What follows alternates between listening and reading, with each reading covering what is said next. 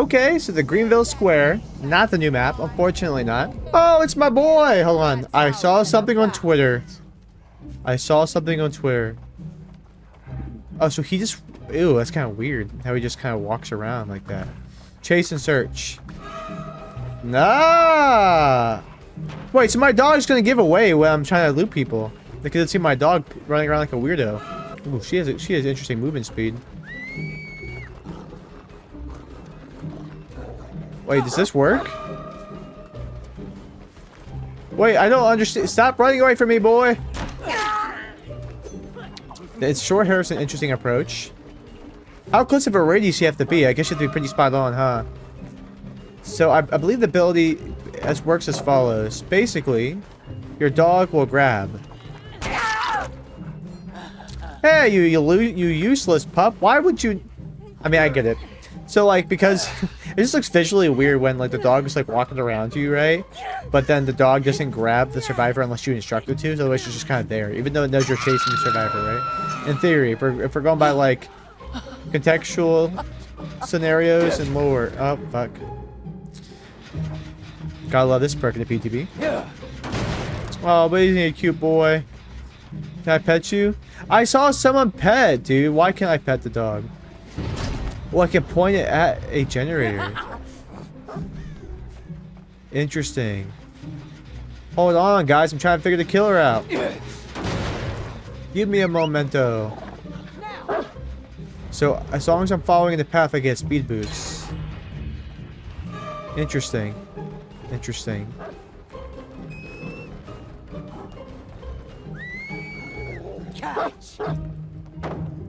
Oh, so you have a time limit before you can redirect the chase. So you have to like time it perfectly. Perfect. So that's like a death slinger type ability. That's what I'm basically getting from that. Absolutely. Damn straight. Get the fuck off my gen, dude. Get the fuck off.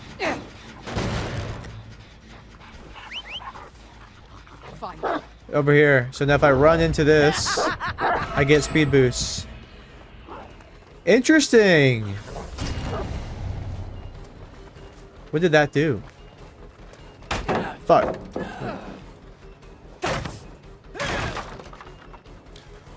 I'm not sure how I feel about this ability, I'll be honest. What is that? What does that do? I'm not understanding it. Yeah, I kind of figured that would happen.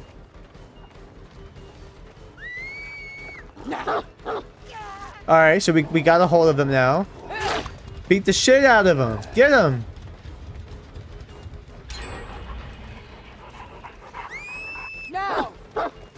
Oh my god. It seems really good if you can like guess that they're going in a straight line. That's when it seems its strongest.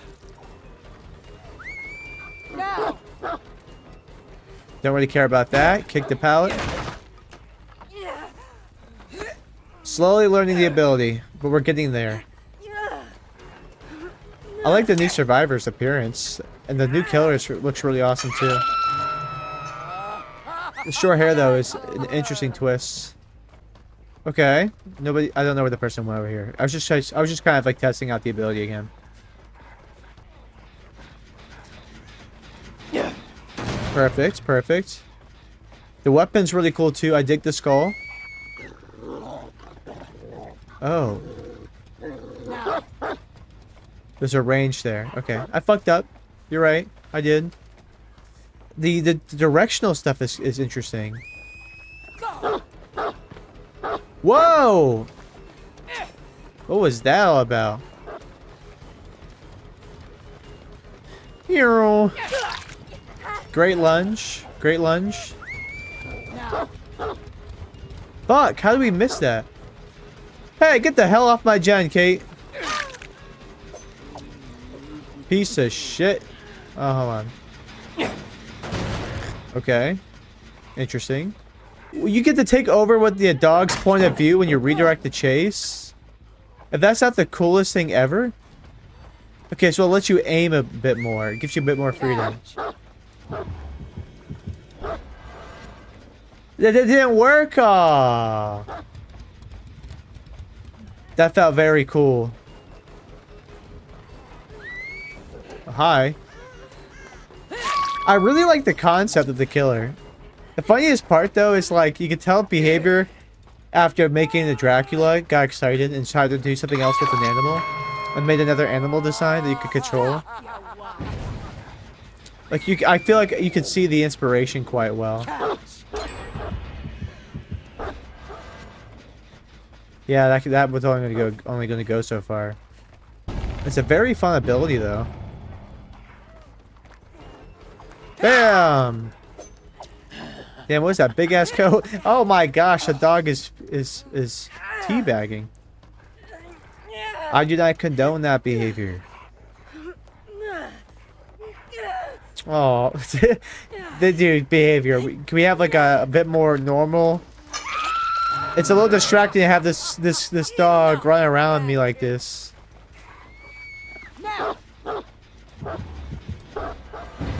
Oh, come on. How? Useless. Dude, you were right there. Oh, shit. Okay.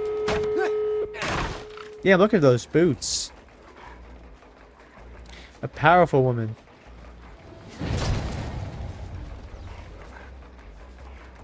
I'm coming! Oh, come here. Fuck. It's very specific. The thing is, like, there's too many corners in this game. Like, I'm not necessarily sure. I'm not really sure how viable this power could be. Like, right here at the loop, that feels very useless.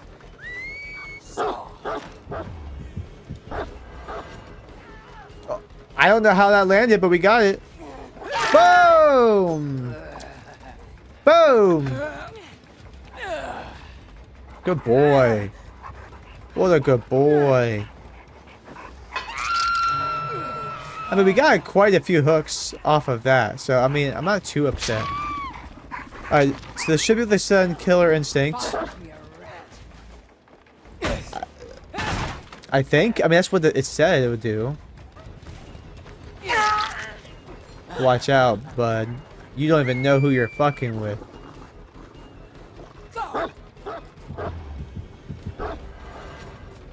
Never mind, he does know who he's fucking with. Someone who sucks.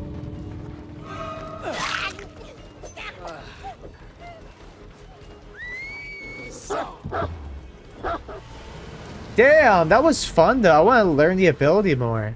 Interesting killer design. It's the first match, so because of the first match, I can only give an honest first impressions. But I think it's important to qualify and say that my first impressions isn't going to be the most accurate or probably something you should be able to take serious. Okay, so overall, let's talk about the aesthetics of the killer. This killer looks awesome. Her default outfit looks really good. One of my biggest criticisms with a lot of killers that the behavior puts out is that they give them a very plain outfit to try to sell cosmetic slayer. And I actually like the fact that this killer comes out and she looks great. And you can actually rock her base outfit and feel like there's enough detail to it.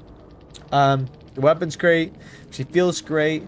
The things that you can see in the game are pretty cool. So like when you're kicking the pallet and you get to see her boots, like they look really good. Overall, the voice acting and all that stuff is great. So she looks great, feels great to play in terms of that. I guess we can talk about her perks. I didn't get too much use out of her perks, though I do understand the idea of them. So we can go over that really quick. So with all shaking thunder, it says after you fall from a height, your lunge attack distance is increased by 75% for 16 seconds. I think this perk can be pretty good, but it's only a situational thing to counteract like balanced landing if you're on the asylum or something. Outside of that, I mean, you don't fall from heights too often as killer unless you're going, at a map with a lot of verticality, like the Ormond Resort, if at the main building or the asylum. The second perk is No Quarters. It said when a survivor reaches 75% healing progress with self-healing, they are faced with continuous skill checks, and if one of them are missed or the heals interrupt, the survivors will suffer from the broken status effect for 30 seconds. I think this perk is going to be pretty decent at certain levels, like skill ranges of the game, because usually how I think the skill ranges work is that like newer players of course, don't really have too much of self-care, or they're not very equipped. So the chances of finding a team that is going to have all the perks to heal themselves isn't probably going to be that often. So people are going to end up healing each other a lot. Usually in the middle range of the game, when you get when people are starting to get perks and people are starting to get decent at the game or start to learn a bit more, they usually is when they run self-care. And a lot of the times in the late game, for the higher MMR players, they basically just run like any perks and they just heal each other. They don't really run self-care anymore. Like self-care is kind of frowned upon from a lot of the veteran community. So I think this perk probably falls in line with a lot of the main player base, which is people who are newer to decently experienced but don't have a ton of hours in the game. So I think for a lot of those games, it might actually be pretty good when you're interrupting people who are healing themselves. But it's easily counterable. I mean, if you do learn about this, you could just always coordinate with your team and heal each other. So I think it would be pretty good depending on the solo queue matches, but a good survivor friend team could definitely counter this. And then with Scourge Hook, Jagged Compass, basically, it says at the start of the trial, 4 hooks are going to be changed into Scourge Hooks, and then when the survivor is unhooked, that also becomes a Scourge Hook. And then it says that when you hook a survivor on the Scourge Hook, the aura of a generator with the most progress is revealed in yellow for 6 seconds. I think this perk is fine. I don't think it's going to be a game changer. People who, you know, like, I don't think the meta has really shifted from barbecue chili for a long time, because people like to know where survivors are and not really care too much all about where the generator locations are. And there's other perks that do this same thing but with different rule sets. So overall, it's like a decent perk. None of these are too game changing, except for the fact that I think No Clear probably has the most potential with the most reliability. And then for the killer power, let me talk about the killer power. I like the design, but I don't know fundamentally if this killer is going to be up there with amongst the top killers. It's probably going to be like a mid-tier killer if you learn how to play it pretty well with a decent to high skill ceiling. It's going to definitely take some time for people to understand when the best scenarios are to send the dog for a search, and then when's the best area to do the chase. And whereas the gunslinger, you can kind of just aim and shoot, you could shoot over objects. The dog is not very much like that. You just have to send the dog, try to redirect, and then get the pounce, get the grab, which functions like the Deathslinger. So I think her power compared to the Deathslinger accomplishes less with the chase ability. With the only benefit to her kit being the fact that she could search areas, but then there's other killers who could do that a lot better. I mean, we'll take the Doctor, for example, how he's able to find the surrounding survivors, you know, just with a press of an active ability. So she doesn't really have, like, her kit is just kind of consists of that, like searching, getting a little bit of a killer instinct, maybe a slight speed boost, and then she has the grab ability, and that's like worse than Deathslinger, but it definitely is a fun ability for sure. So probably at best could be a mid-range killer, but I mean, I could be wrong. Again, one match isn't going to determine exactly or give you an educated opinion about where this killer is going to be, but these are just overall my first impressions. But that being said, thank you guys so much for watching. Hope you guys enjoyed. As always, if you did, please be sure to hit the like button and subscribe to the YouTube channel if you are new. Try to hit 1,000 subscribers, and I'll see you guys all next time. Peace out.